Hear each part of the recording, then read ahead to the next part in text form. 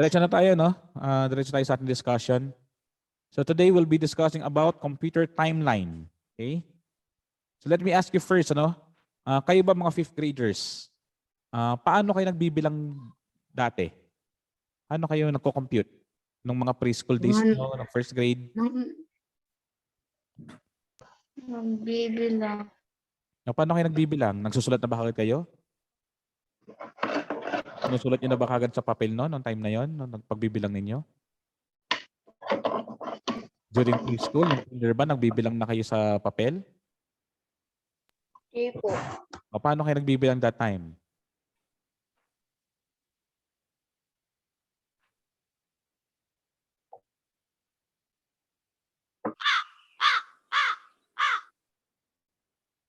Ano? Paano kayo nagbibilang during that time? Wala? Hindi kayo nagbibilang? Hindi kayo pinagbibilang ng teachers? Sa daliri po.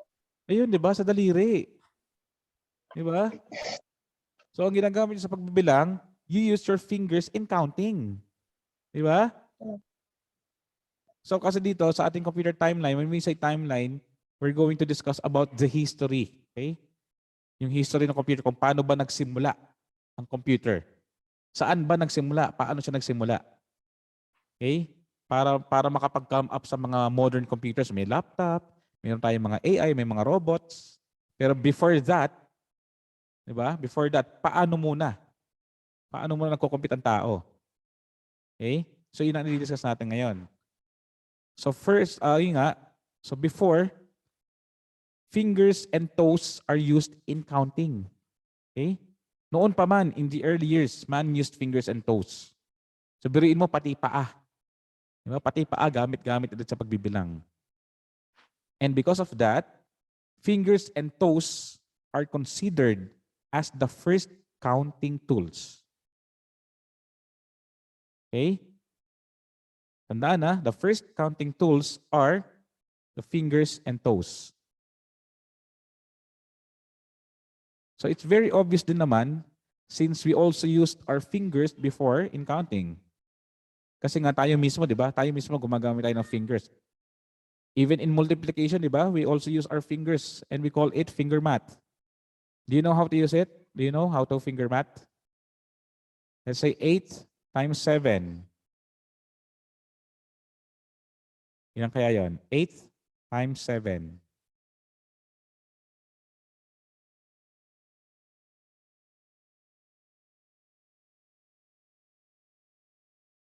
56 Yeah, po. 56. Tama, 56. 8 times 7 is 56. So gamit ang finger math, madali natin makukuha o makukompute yun. So yun na nga, no? Man used both fingers and toes in counting. But soon enough, na-realize nila na very limited lang pala ang paggamit ng fingers and toes. So they thought of using other objects to represent numbers. At naisip nga nila na gamitin ang shells. Gumamit sila ng chicken bones, ng pebbles, ng sticks. Okay? So yun yung mga ginamit nila. Or any number of objects. Ano? Yung mga maraming objects. So ginamit nila yan para sa pagbibilang. At hanggang sa umabot na nga ang mga sinaunang tao sa pagkakaimbento ng abacus. So abacus is the first man-made computing device.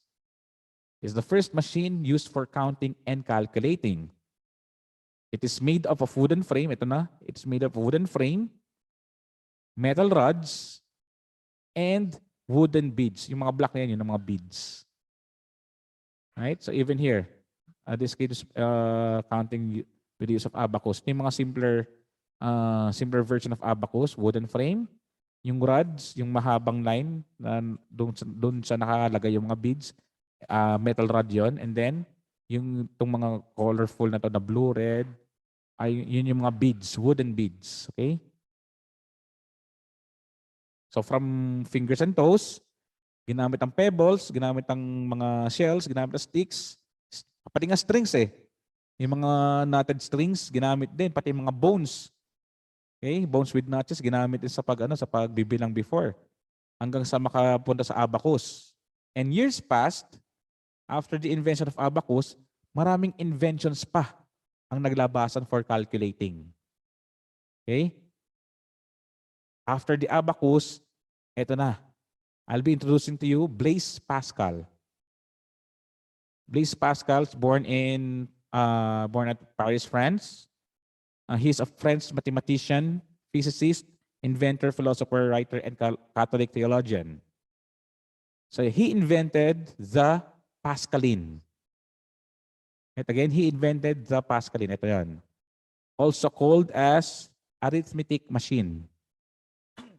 It is the first calculator or the first adding machine to produce in any quantity. And the Pascaline was designed and built in the year 1642. Okay, may mga years na tayo. Sana nag-take notes kayo. Kung hindi nyo pa na-access, kung hindi nyo pa na-print ang inyong module, it's better kung inyong ma-write down yung mga lectures natin dito. Okay, so Blaise Pascal, a French mathematician, inventor, he invented the Pascaline or called arithmetic machine in the year 1642. Yan yung mga notes na kailangan nyo isulat. Okay? It is a wooden box. Okay? Ito yung tsura niya. It is a wooden box that can only add and subtract. Yun lang ang kaya niyang gawin. Add and subtract. Plus and minus lang. Okay? And it is nakakapag-compute siya by means of a series of gears and wheels. So meron siyang gears and wheels inside and out of this box.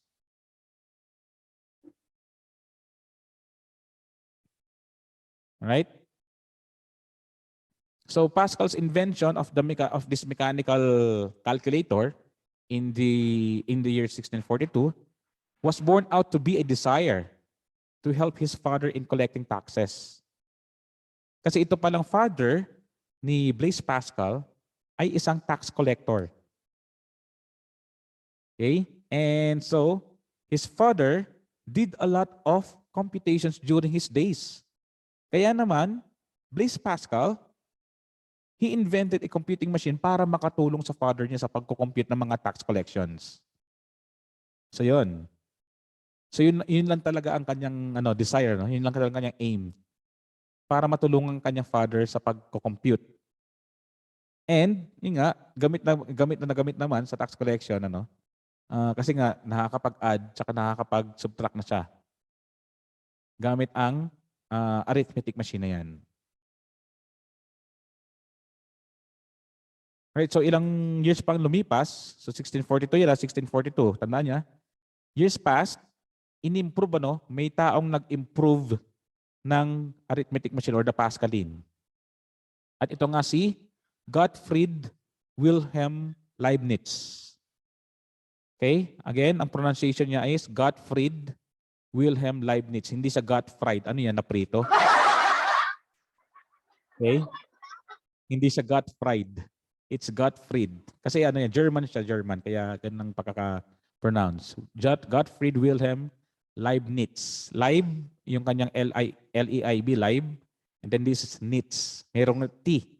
Merong letter T sang na hindi nakikita dyan. Leibniz. Okay? So, Gottfried Wilhelm Leibniz, a German polymath, he invented or he perfected in the year 1673 yung tinatawag na Leibniz calculator. Okay? So he perfected Leibniz calculator in the year 1673. Pero 1671 pa lang, na-invento na niya yung Leibniz calculator. Tapos it took him 2 years or almost 2 years para ma-perfect niya ito. Okay? So yung invention 1671 pa, pero hindi pa niya na-perfect hanggang sa umabot ng 1673, natapos na niya. And okay, so yung itsura niya, no? Yan ang itsura ng ating Leibniz calculator. It's also known as the step reckoner. And sabi ko kanina, in-improve niya yung Pascaline. It is said to be much superior than the Pascaline, for it can do much more. Okay? Hindi niya lang kaya mag-add and subtract. Sa tingin niyo, ano pang kaya niyang gawin? Kasi kanina, yung Pascaline, kaya lang niya mag-add and subtract. So ito ngayong si Leibniz calculator, kaya na rin niyang mag-multiply, divide, at kaya rin niyang maglabas ng result ng square roots. Okay, so it can add, it can subtract, multiply, divide, and it can find square roots of number. So yan ang kayang gawin ng Leibniz calculator. Tandaan din yung other name. Yung other name of Leibniz calculator is step reckoner. And I hope that you guys are listening. Kasi si Mateo kanina pang may kung ano-anong ginagawa. Okay? You're not listening. Focus kayo, focus, okay? You're already in the second grading. And medyo mahirap itong history. Siguro naman sa AP. Di ba? During the AP, maraming kabisaduhin. Kasi AP is Araling Panlipunan, puro yan history of the Philippines.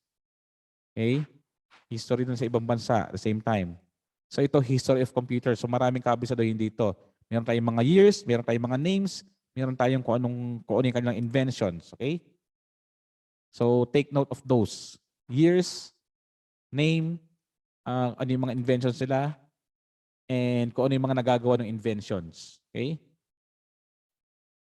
So ano pa nagagawa ng step reckoner? It can get up to 16-digit result. So hanggang 16-digit kaya niyang makapaglabas ng resulta. At kaya rin niya mag-divide ng 16-digit number by an 8-digit number. Okay, so ganun kahusay ang calculator ni Leibniz compare with the Pascaline.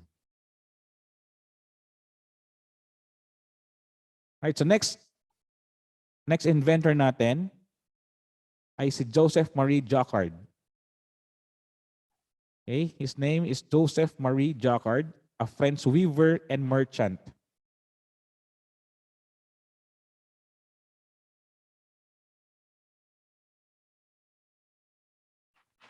Okay, pag sinabing weaver, nag-weave, gumagawa sila ng mga textile, gumagawa sila ng mga fabrics. Okay, so yan si Joseph Marie Jacquard, gumagawa siya ng mga fabrics, gumagawa ng mga tela. He's the inventor of the first loom to weave designs into cloth. Ayan cloth, tela. His invention also used punch card technology, which eventually helped make computers in the mid-20th century. Okay, so Joseph Marie Jacquard played a very important role in the development of the earliest programmable loom, which in turn played an important role in the development of other programmable machines. Okay? So yan, Joseph Marie Jacquard, malaki na iambag niya para sa pagkakaimbento ng modern computers. Right, so that's the Jacquard loom. So the inventor of Jacquard loom was Joseph Marie Jacquard. He invented it in the year 1801. Okay? In the year 1801. Kanina, 1673. Yung Leibniz calculator. So medyo malayo yung gap, From 1673, 1801 nung nagkaroon ng invention na Jacquard loom. Okay, so yung Jacquard loom na to, it was a weaving machine that used encoded punch cards, okay? Encoded punch cards to control the action of weaving, allowing any desired pattern to be reproduced automatically. So gumagawa ng designs itong punch cards ni Jacquard loom. So yung tela, hindi lang siya basta nag-weave kasi yung paggagawa kasi ng tela, before naman kasi walang designs. So ito naman para magkaroon ng design automatic para magkaroon ng pagre-reproduce ng design automatically, gumamit siya ng punch cards, okay? Ito encoded punch cards. May mga holes yan. May mga butas. At ito ring Jacquard loom, kaya nitong gumawa ng lahat ng fabrics with complex patterns na may iba't ibang klase ng patterns, may iba't ibang design. Kaya nga naging sikat ito sa paggagawa ng mga bed sheets at saka tablecloths. And until today, marami pa rin ang gumagamit ng Jacquard loom. Sa ibang bansa, marami pa rin gumagamit yan. Okay? And Jacquard's open hole and closed hole system was the first use of a binary code to control automated motions that would later become known as a computer. Kasi hanggang ngayon, sa modern computer, gumagamit tayo ng binary code. Okay? Sa pagpo-program. Sa computer programming, gumagamit tayo ng binary codes. And it all started kay Jacquard sa invention ni Joseph Marie Jacquard, which was the Jacquard loom. Okay, this is the image, the actual image ng Jacquard loom. So ito yung gumagamit, ito yung peopleware. Okay, so ito naman yung kanyang mga inputs. Ito yung kanyang punch cards. Yan. May mga butas yung punch cards na yan. May mga open hole at saka close hole. At yung kayang gawin ito, ayan na yung result. So this is the output. Okay, this is the output of his Jacquard loom. Yan ang kayang gawin. So may mga gandang designs na siya nagaya nito. Okay, after ni Jacquard, ito naman si Charles Babbage, an English mathematician, philosopher, inventor, and mechanical engineer. And he is also considered by some people to be the father of computers. So hindi ko nilalahat nagmamalinis ako ngayon.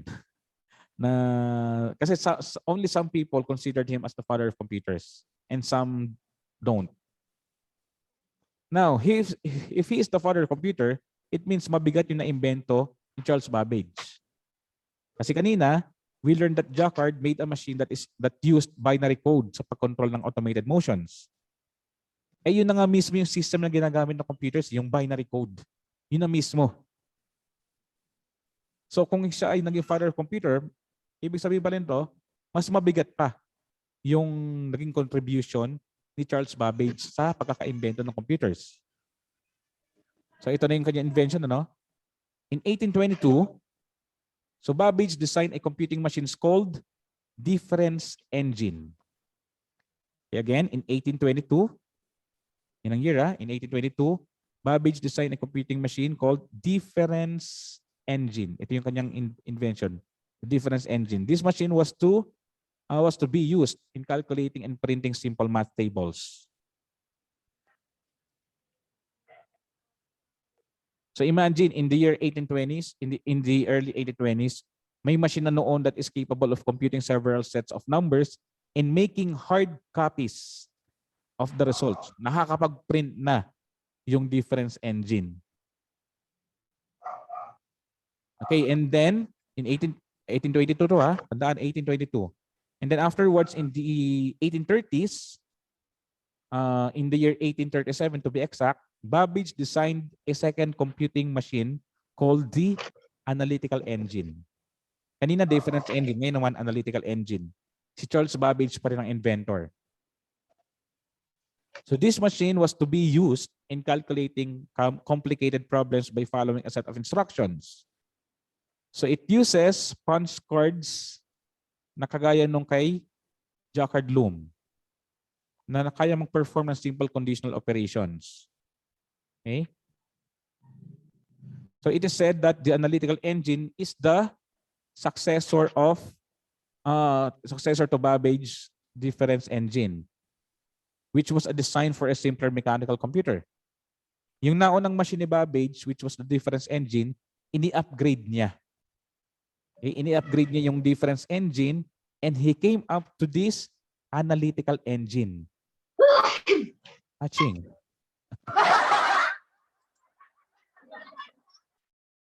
Alright, so yun nga lang, during that time, yung technology wasn't advanced enough. Okay? Hindi siya ganun ka-advanced yung technology during the time of Babbage. And both of the projects of Babbage lacked financial funding. Okay? Kulang sa pondo. Siyempre, kung wala kang pondo, kulang ka sa pondo, sa tingin mo may matatapos kang project? Meron? Wala. Matatapos mo ba yung project mo kung wala kang pondo, kung wala kang budget? Di ba hindi? So yun ang nangyari. So both of the project of Babbage, hindi niya natapos. Babbage wasn't able to finish any of his inventions. Kaya dito nga sa sentence ko rito, this machine was to be used in calculating complicated problems. Was to be used. Ibig sabihin, hindi nagamit. Magagamit sana sa pagka-calculate yan eh. But since hindi niya natapos, so hindi nagamit. But because of his designs, because of the design of Babbage and his ideas, the computing machines in the 1900s were made. Okay? So ibinase sa designs ni Babbage yung mga nagawang computing machines later on. Kaya nga, most people or most scientists considered Charles Babbage as the father of computers. Okay? Hindi man natapos ni Babbage ang kanyang mga projects, still, his ideas and designs got the accreditation at kinilala nga siya bilang father of computer. Alright? Any questions so far? Sir Yman, Yes? paano niyo po nalaman yan? Katagal-tagal na yan. Actually, nung third grade pa lang talaga, meron na kaming history of computer. So during my third grade pa lang. Kayo, nasa fifth grade na kayo. So ngayon nyo pala napapag-aralan. And of course, ang tagang course ko ng college was about computer. Yan. Computer technology ang talagang course ni Sir Yman. And kasama sa amin pinag-aralan yung history. Alright, so next, bukod sa question mo, ano pa? Bukod sa question ni Uriel, any other question? Okay na? We're good? Alright, so we shall continue. So ito na yung aking katokayo. So pag katokayo, ibig sabihin kapangalan. So here's Herman Hollerith. And Herman Hollerith is a German-American statistician, is an inventor, and businessman who developed an electromechanical tabulating machine. Okay, for punch cards to assist summarizing information and later in accounting. So Hollerith wanted to speed up the work involved in taking the government census. Actually, sa census talagang nagtatrabaho si Herman Hollerith that time. So when we say, alam niyo ba ibig sabihin ng census? No? Okay, so when we say census, it is a survey. Okay? Survey yon. It is a survey of the population of a country that is carried out para malaman kung gaano ba karami ang mga taong naninirahan sa buong bansa. Alright? So, yun ang ano na. Tapos, aside from that, nandun din yung ano, aside from the number of people, pinapakita rin dito yung mga what's this? Yung mga information like saan nakatira, yung mga pangalan ng residente, yung age, yung birthday, yung address, birthplace, pati yung trabaho ng taong yon. So yun nga. So Hollerith wanted to speed up the process of US Census nung year 1890. Okay? Nagbigay na ulit ng year, ha? So in 1890, Hollerith invented the Census Machine, or also known as the Tabulating Machine. Okay? Mas kilala sa tabulating machine, but on your what's this? On your module, ang nakalagay dyan was Census Machine. Right? So, na-invento niya to, nabuo niya yung invention ng tabulating machine using the notes that were left by Charles Babbage. So, imagine, di ba? Hindi natapos si Charles Babbage ang kanyang project, pero yung design niya and his ideas nagamit ni Hollerith para makagawa ng tabulating machine. Okay, so the census machine of Hollerith is an electromechanical machine that used punch cards to record and sort data or information. So Hollerith's machine was used in the 1890 census of the US. Again, ginamit siya sa 1890 US census. Ang mga clerks during that time ay gumamit ng key punches para makapag-input ng age, state of residence, kung saan sang state sa US, yung gender, mga birthday, birthplace, at iba pa mga info, no? And according to the US Census Bureau, ayon daw sa kanila, the census were finished in just about 2.5 years, which was months ahead of schedule and far under budget. At kaya nga, tinawag din na census machine kasi nga, ginamit siya sa 1890 US Census. So yung tabulating machine, kaya tinawag na US Census yan, na census machine. It's because of that, okay? So mas maaga, no? Mas maaga sa expectations nila natapos yung census nila. All right. So any question? Wala. So next meeting, we will be discussing about the generations of computer, okay? Yun yung ating magiging next discussion. Generations of computer. So the last one who prayed was Hermione. Tama ba ako? Si Hermione yung last? Okay, so ibig sabihin, balik na uli kay James. Okay, si James na uli ang ating leader for ang ating prayer leader. All right? Right, James? Okay na? Let's have our prayer na. Are you ready to pray, sir? Yes, we are. Yes, we are. In the name of the Lord, the angel of the Lord declared unto Mary, and she conceived of the Holy Spirit. Holy Spirit. Hail Mary, full of grace, the Lord is with you. Blessed are you among women, and blessed is the fruit of your womb. Holy Mary, Mother of God, pray for us sinners now and at the hour of our death. Amen. Behold the Son of the Lord. Be it done according to your word. Hail Mary, full of grace, the Lord is with you. Blessed are you among women, and blessed is the fruit of your womb, Jesus. Holy Mary. Holy Mary, Holy Mother of Mary, God, Mother pray of for God, us for us sinners sinners now now and and at at the the hour hour of of our our death. death. Amen. Amen. The Lord was made flesh. And dwelt And the And the Lord word made man. Hail Mary, full of grace, the Lord is with you. Blessed are you among women, the fruit of your womb, Jesus.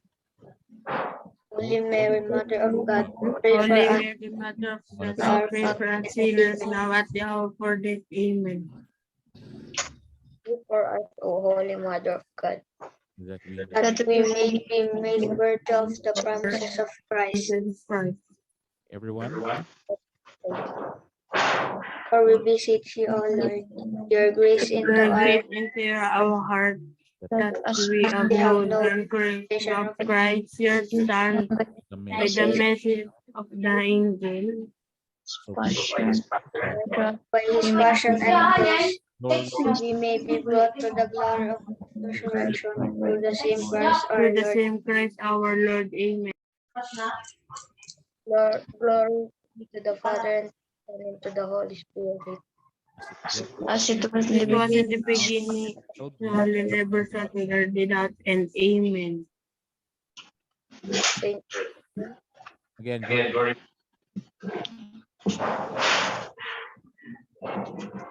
Again, you to the glory be. and Holy Spirit. Glory be to the Father, and to the Son, and to the Holy Spirit. As it was in the In the beginning, is now, and ever It's shall now and be, ever shall without end. be, word without end. Amen. Glory be to the Father, to the Son, and to the Holy Spirit. as It was in the beginning, never shall world without end. Amen. Please continue, please. Pray for us. Pray for us. Pray for us. Our Lady of Lourdes, Pray for pray us. for us. Pray for us. Saint Augustine, our beloved patron, Pray pray for us. Pray for us. for the Father, Just the Father, the Son, the Holy the Holy Spirit. Amen. Amen. All right, so Amen. that's it for today. Hallelujah. I'll be seeing you lang on our next meeting will be on Friday. So kita-kits sa Friday, ah. Watch out na lang for, sa assignment if I'm going to post an assignment sa Google Classroom, all right? Okay. Opo. Thank you so much, fifth graders. You may now take your lunch. James, remind ko lang uli, I'll be waiting for your assignments, yung mga missing assignments mo pa sa akin, okay? Right, thank you so much and goodbye. Thank you po. Bye-bye po.